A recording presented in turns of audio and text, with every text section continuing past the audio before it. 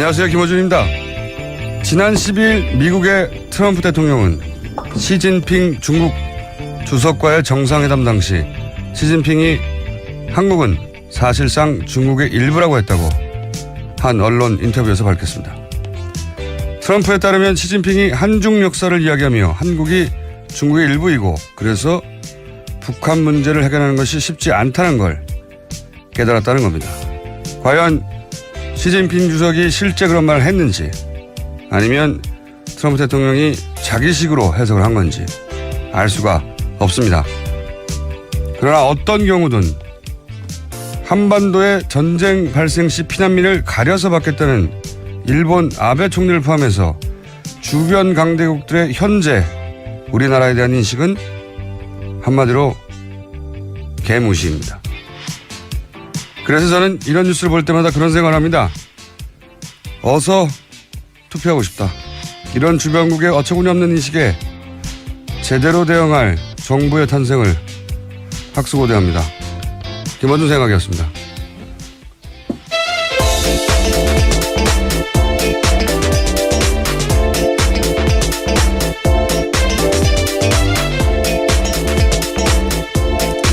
시사인의 김은지입니다.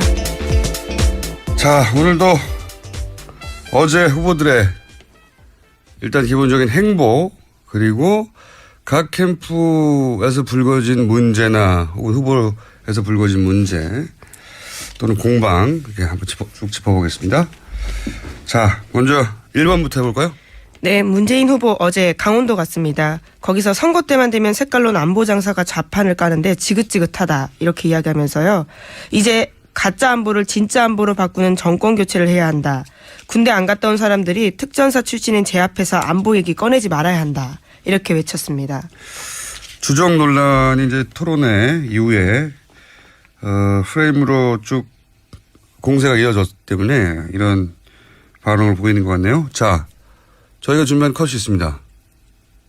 국회의원이 10,000명도 안 되는 급조된 당이 이 위기 상황 속에서 국정을 감당할 수 있겠습니까? 연정을 하든 협치를 하든 몸통이 못 되고 꼬리밖에 더 하겠습니까? 저희가 준비한 컷은 문재인 후보가 이제 국민의당을 작다고 공격하는. 예, 연이어서 그런 공격을 한 겁니다. 그러니까 이제 국민의당 안철수 후보와 양강구도 뭐 토론회 이후에는 또 어떻게 지지율이 변화될지 모르겠습니다만 양강구도라고 하는데 양 당에 비교를 해보자면 우리가 훨씬 든든하다 뭐 이런 주장 자기 강점을 주장하는 내용이네요. 자 2번 후보는 네, 홍준표 후보는요. 어제 한국의 3대 적폐 세력은 종북 세력, 민노총, 정교조다 이렇게 주장을 하면서 정치권에서 이 3대 세력 말하는 건 금기 사항이었지만 나는 이들과 붙어서 싸웠다 라면서 좌파 대항마 이미지 강조했습니다. 언제 금기였나요? 종북, 민노총, 정교조를 공격하는 계속 게? 이야기가 나오고 있는 것 같은데 예. 또 게다가 문재인 후보와 안철수 후보 모두에게 각을 세웠습니다. 문재인 후보에게는 좌파 운동권의 거두가 대통령 되려고 한다 이렇게 공격했고요. 안철수 후보에게는 포스터를 보면 국민의당 이름이 없다.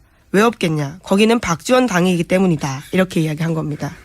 네, 이분은 프레임을 한번 정하면은 계속 그 지점만 공격하는 애초에 원래 그런 스타일인데. 자, 저희가 준비한 컷 한번 들어보겠습니다.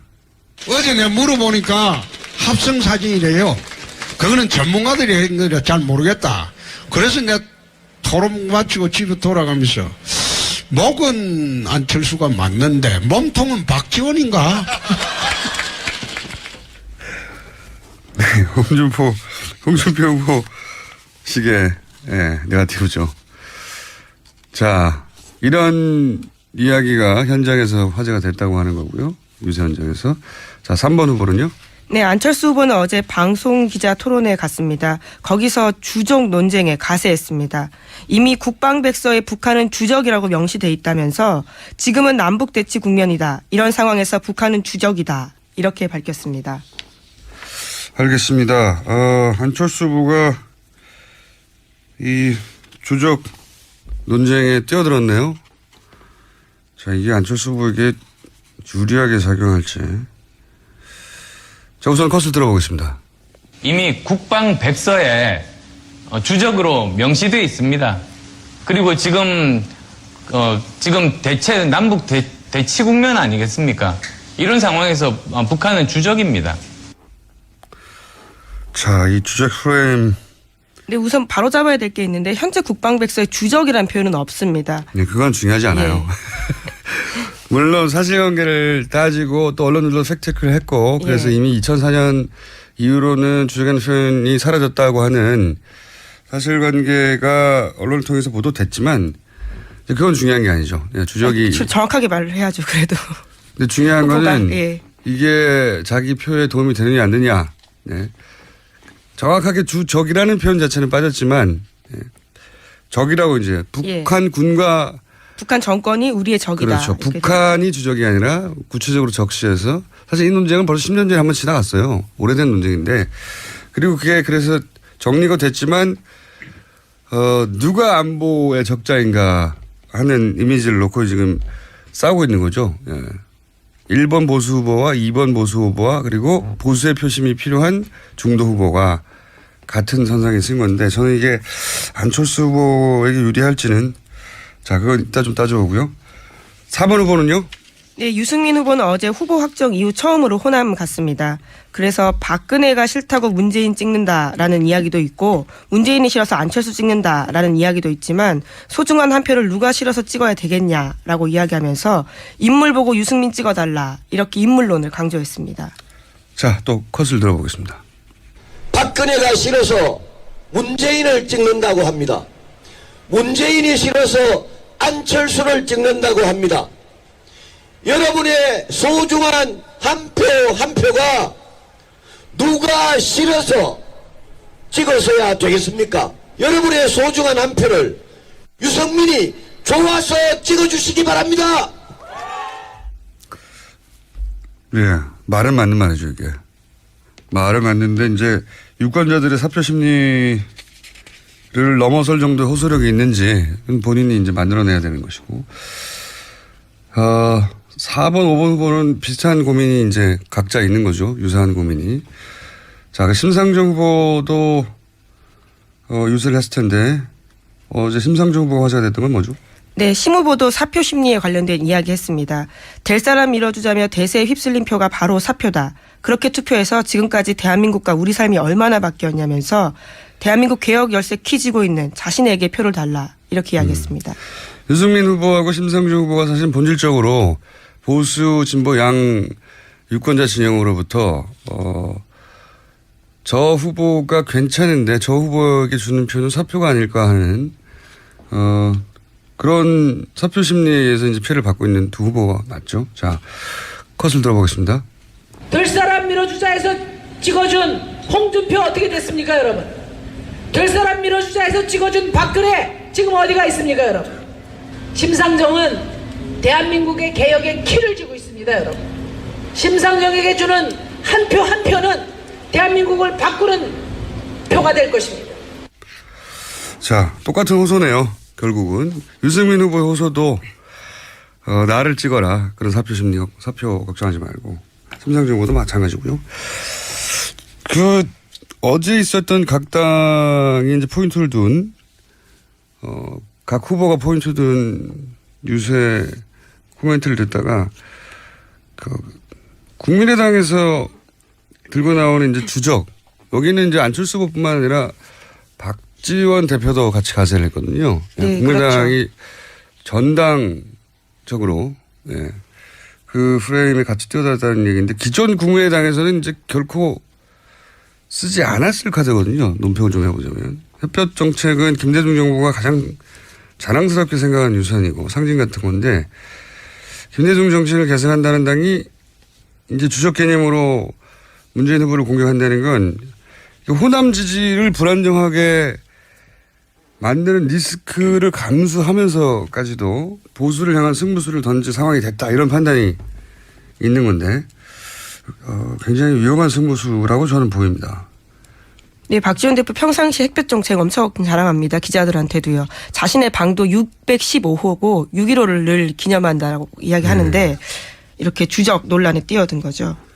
이게 유리하면 뛰어들 수 있어요. 제가 이제 위험하다고 판단하는 것은 주적 프레임으로 문재인 후보를 공격해서 얻는 효과가 있을 수 있는데 그 이득이 안철수 후보에게 오느냐 이거죠. 주적 논란이 불거져서 가장 큰 이득을 누군가가 챙겨간다면 그건 홍준표 후보가 아니겠는가 싶거든요. 안철수 후보에게 올 성격의 유권자표가 아닌 것 같은데 자 그래서 이제 주적으로 전선이 한번 섰습니다. 예. 토론회 이후 어제의 상황은 주적으로 전선이 한번 섰고 그 전선에 국민의당도 합류했다. 그리고 각 캠프에서 불거진 혹은 후보로부터 불거진 구설수나 해프닝 한번 짚어보겠습니다. 1번은요?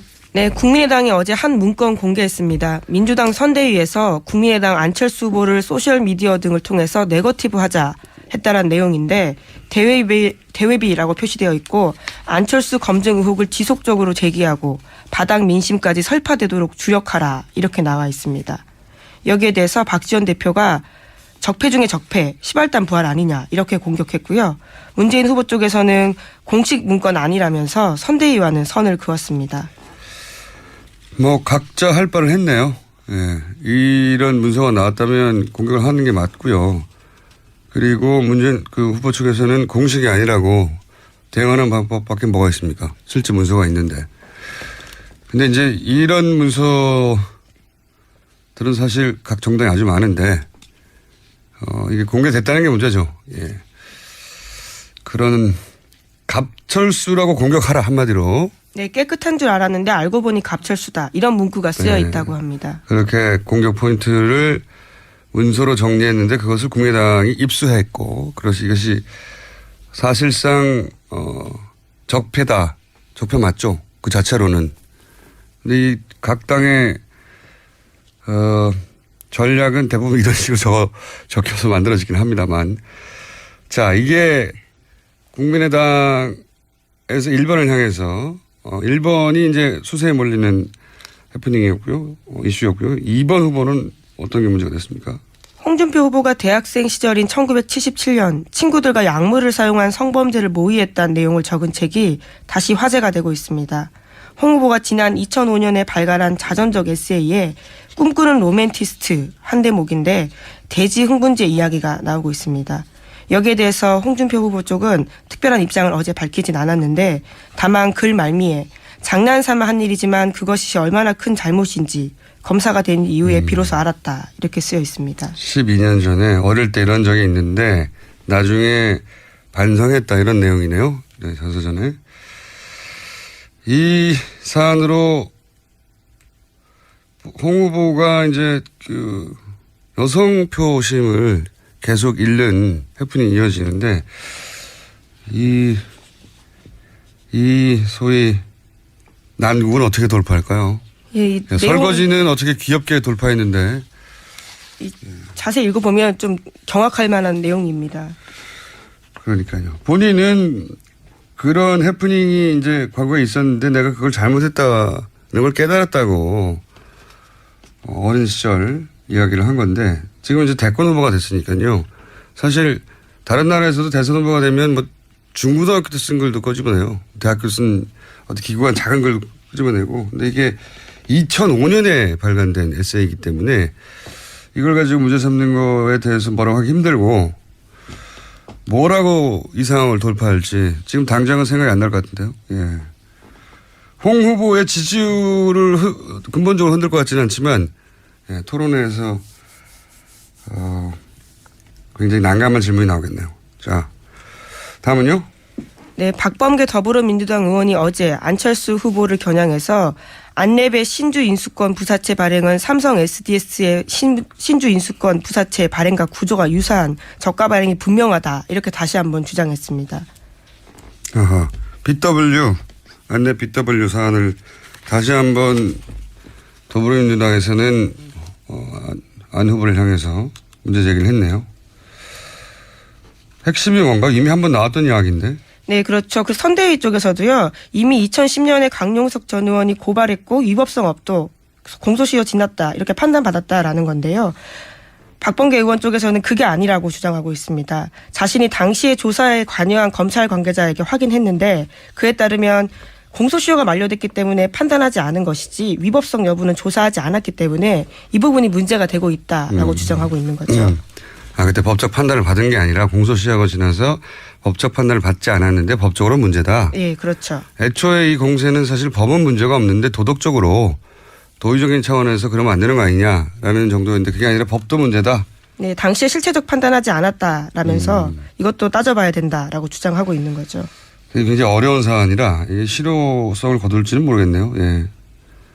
여간 안내 BW 문제가 도의적 문제를 넘어 법적인 문제이기도 하다 하는 공세가 민주당에서 있었고요. 자, 바른정당에서 유승민 후보를 괴롭히는 건 또 뭐가 있습니까? 네, 23일에 의원총회 열고 유승민 대선 후보의 거취에 대해서 논의하겠다라고 밝혔습니다.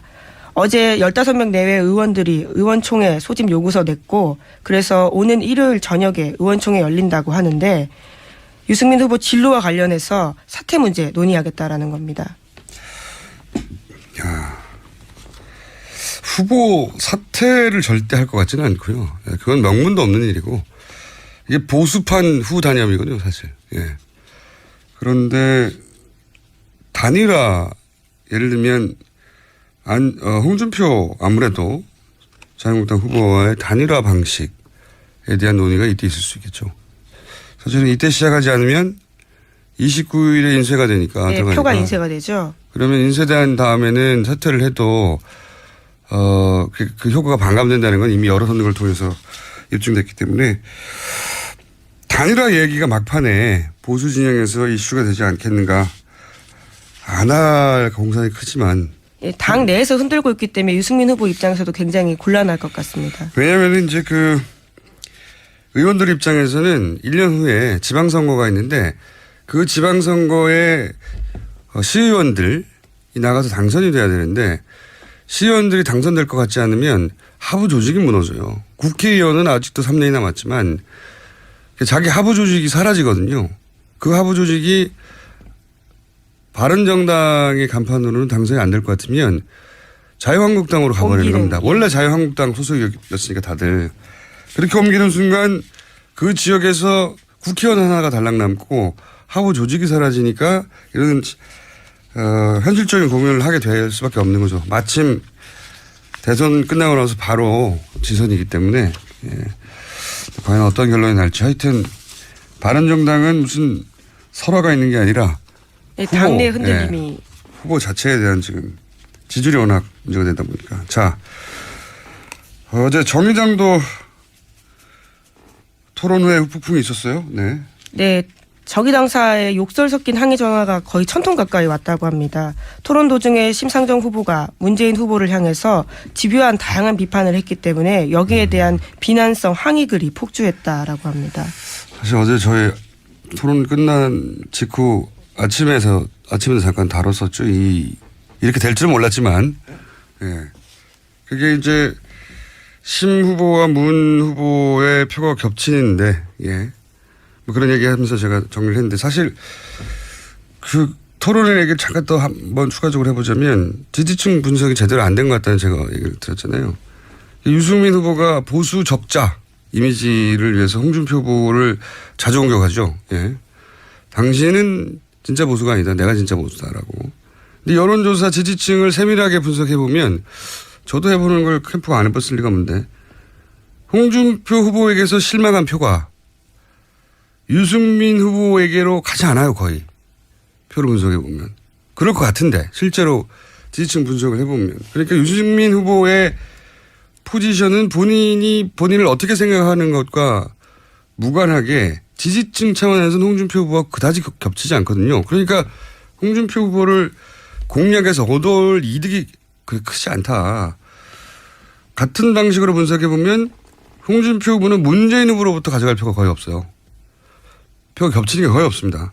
그렇지만 홍준표 후보는 보수 후보로서 강인함을 증명할 필요가 있으니 공격할 수 있죠. 표를 얻기 위해서가 아니라. 반대로 문 후보도 홍 후보로부터 가져갈 표가 거의 없는데 하지만 그런 이유로 마찬가지로 제대로 된 보수가 저쪽이 아니니까 이번엔 정권 교체가 돼야 된다를 어필하기 위해서 이제 공격할 수 있는데 여기서 이제 애매모호한 것이 이제 안 후보. 안 후보는 문 후보와 홍준표 후보 양쪽으로부터 표를 뺏어야 돼요. 근데 실제 토론회에서는 홍준표 후보하고 세우는 대립각이 약합니다. 심 후보가 또 그런 딜레마가 있죠. 예. 표심이 겹치는데 정권 교체가 시급해서 이제 문재인 후보한테 가 있지만 심상정 후보에 대해서 부채의식이 있는 그런 진보 성향의 표심을 공략하는 게 뭐가 올바른 전략이냐. 그런 관점에서 보자면 정권 교체는 이미 됐다. 사실 심상정 후보가 계속 그 얘기를 하는 이유도 그거죠. 정권 교체는 됐으니까 불안해하지 말고 이제 나에게 표를 달라. 그건데 이게 역설적으로 문재인 후보를 공략함으로 해서 거꾸로 본인이 정권 교체를 안심하지 못하게 만드는 불안하게 만드는 역할을 하고 있다. 그러니까 본인의 캐치프레이즈와 본인의 그 토론의 전략이 사맞지 아니한 상태예요 지금. 뭐 그럼에도 불구하고 욕설 섞인 전화나 문자 이런 것들을 문재인 후보도 지적했지만 폭력이 될 수 있기 때문에 지양하는 게 맞긴 맞습니다. 근데 유권자를 말릴 수는 없는 거예요. 유권자를 일부러 누군가가 추동한 게 아니기 때문에 전략적인 실수가 있었다가 판단 미스가 있었다고 이제 생각이 드는 거죠. 그러니까 지지층이 환호하게 만들어야 되는데 이런 거죠. 홍준표, 유승민, 안철수까지 문재인을 공격하는데 심상정은 너무하죠. 이런 정사적 반응이거든요. 여기에 대해서 정의당 쪽에서는 심상정은 문재인 당선을 돕기 위해서 나온 게 아니다. 당연하죠. 1위 후보는 당연히 엄정하게 검증돼야 한다라고 이제 논리적인 대응을 한 거예요. 정서적 반응인데 논리적인 대응을 서로 다른 언어를 구사했어요. 이번에도 사맞디 아니하죠. 뭐 근데 정의당 입장에서는 또 정서적으로 어떻게 대응하기가 쉽지 않은 상황일 것 같고요. 이거는 결국 네. 다음 토론에서 심상정 후보가 문 후보를 제외한 그렇다고 이제 와서 문 후보를 물렁물렁하게 상대하는 것도 말이 안 되잖아요. 그리고 1위 후보에 대한 비판은 사실 뭐 모든 후보들이 하는 게 맞습니다. 당연한데 다른 보수 후보를 어떻게 상대하느냐를 통해서 해결할 문제라고 봅니다. 예, 심상정 후보가 그렇다고 문재인 후보만 봐준답니까? 그건 또 말이 안 되잖아요.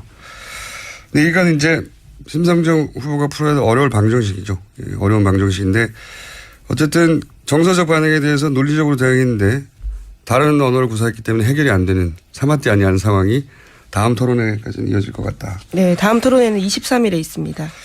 여기까지 하겠습니다. 시사인의 김은지였습니다. 감사합니다. 제 앞에서 안보 얘기 꺼내지 말아야 한다. 이렇게 외쳤습니다.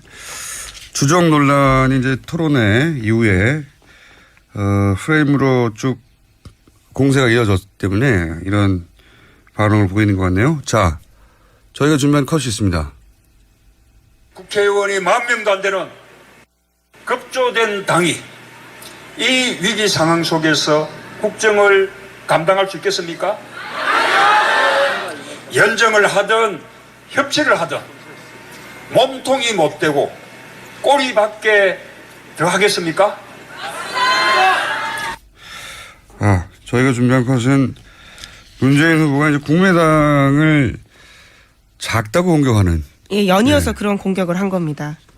그러니까 이제 국민의당 안철수 후보와 양강구도 뭐 토론회 이후에는 또 어떻게 지지율이 변화될지 모르겠습니다만 양강구도라고 하는데 양 당에 비교를 해보자면 우리가 훨씬 든든하다 뭐 이런 주장 자기 강점을 주장하는 내용이네요. 자 2번 후보는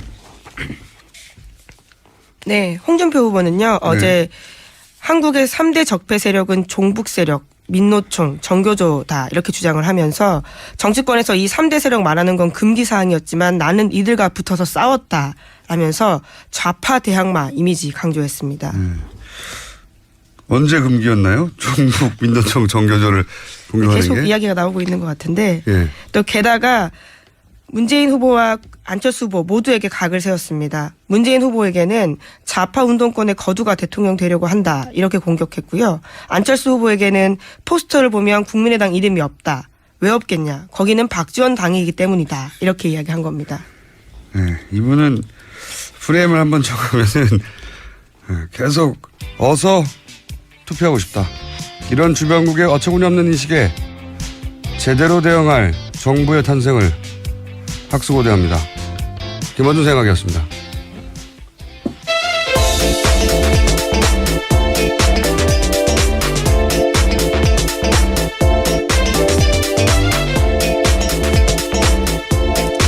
시사인의 김은지입니다.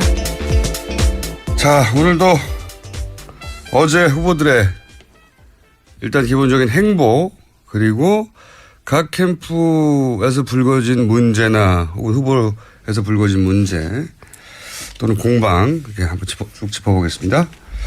자, 먼저 1번부터 해볼까요? 네, 문재인 후보 어제 강원도 갔습니다. 거기서 선거 때만 되면 색깔론 안보 장사가 좌판을 까는데 지긋지긋하다 이렇게 이야기하면서요. 이제 가짜 안보를 진짜 안보로 바꾸는 정권 교체를 해야 한다. 군대 안 갔다 온 사람들이 특전사 출신인 그 지점만 공격하는 애초에 원래 그런 스타일인데. 자, 저희가 준비한 컷 한번 들어보겠습니다. 어제 내가 물어보니까 합성 사진이래요. 그거는 전문가들이 한 거라 잘 모르겠다. 그래서 내가 토론 마치고 집에 돌아가면서 목은 안철수가 맞는데 몸통은 박지원인가? 네, 홍준표 후보 식의 네거티브죠.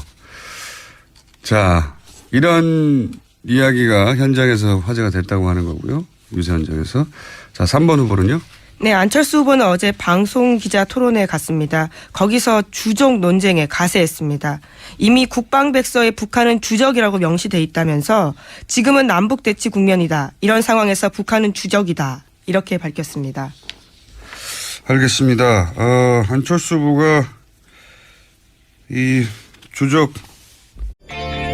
안녕하세요. 김어준입니다. 지난 10일 미국의 트럼프 대통령은 시진핑 중국 주석과의 정상회담 당시 시진핑이 한국은 사실상 중국의 일부라고 했다고 한 언론 인터뷰에서 밝혔습니다. 트럼프에 따르면 시진핑이 한중 역사를 이야기하며 한국이 중국의 일부이고 그래서 북한 문제를 해결하는 것이 쉽지 않다는 걸 깨달았다는 겁니다. 과연 시진핑 주석이 실제 그런 말을 했는지 아니면 트럼프 대통령이 자기식으로 해석을 한 건지 알 수가 없습니다. 그러나 어떤 경우든 한반도의 전쟁 발생 시 피난민을 가려서 받겠다는 일본 아베 총리를 포함해서 주변 강대국들의 현재 우리나라에 대한 인식은 한마디로 개무시입니다. 그래서 저는 이런 뉴스를 볼 때마다 그런 생각을 합니다.